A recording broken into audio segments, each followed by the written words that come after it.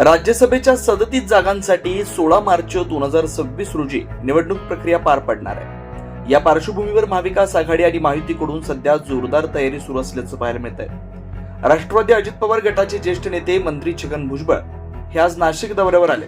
यावेळी त्यांनी राज्यसभेसाठी पार्थ पवार यांचं नाव निश्चित केलं असल्याचं म्हटलंय। राज्यसभेचा आमचा एक उमेदवार निवडून येऊ शकतो, ते नाव आम्ही जाहीर केलेलं आहे, पार्थ पवार यांचं। तर आमच्याकडून तर काही प्रॉब्लेम नाही। आता मवियामध्ये काय चाललेलं आहे ते कोणाला उभं करतात, काय करतात, हा त्यांचा प्रश्न आहे। साहेब त्यांना अशा स्वरूपाच्या घटना घडतायत, त्यांना म्हणून असं तुम्ही असं भाविकांना मारल्यानंतर कोण तुमच्या तिकडे दर्शनाला येईल?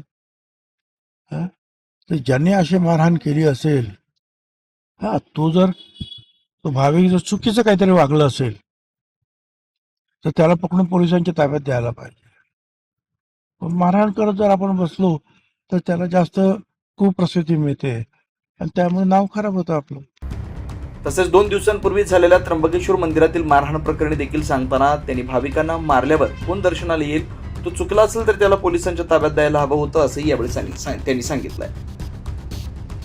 न्यूज महाराष्ट्रासाठी प्रतिनिधी इसाक कुरेशी, नाशिक।